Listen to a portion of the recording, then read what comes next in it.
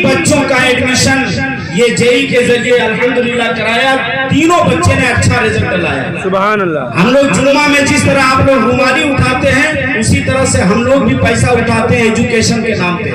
और अल्हम्दुलिल्लाह अगर तो कोई डब्बा में 10 रुपया डालता है तो तालीम के नाम पर हजरत 500 रुपया वो दे रहा है। वाह वाह वाह। आप भी ये काम कर सकते हैं और कौम के बच्चों की तालीम का इंतजाम कीजिए। मैं इसलिए चीख रहा और रो रहा हूँ क्योंकि हमने देखा है कि ये कौम किस कदर खस्ताहाली का शिकार हो चुकी है। आज इतना इलाका पूछिए, मुसलमानों में कोई वकील नहीं मिलेगा और आप कहते हैं कि हम केस लड़ेंगे। किससे लड़िएगा?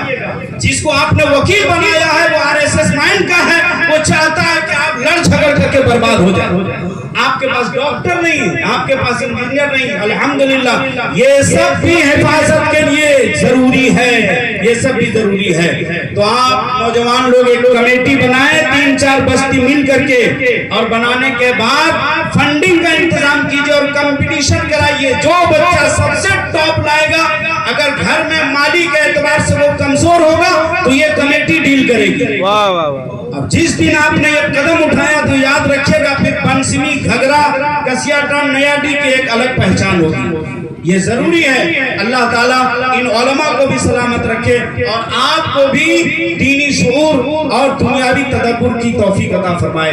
अब क्योंकि वक्त नहीं है, अब बिला ताखीर हजरत अल्लामा अलहाज शहादत हुसैन साहब क़िबला का खिताब नायाब होगा। उसके बाद हमारे अख्तर भाई का भी कलाम सुनेंगे और हमारे महताब भाई हजरत मौलाना सगीर साहब हैं। ये कीमती लोग हैं। अल्लाह ताला इन लोगों की उम्र में बरकतें अता फरमाए, क्योंकि जिस नाजुक दौर से हम और आप गुजर रहे हैं, जरूरत इस बात की है कि खूबसूरत पैगाम पहुंचना चाहिए। खतीब इनकलाब हजरत अल्लामा अलहाज शहादत हुसैन साहब क़िबला बरकाती का इस्तकबाल हो जाए। नारे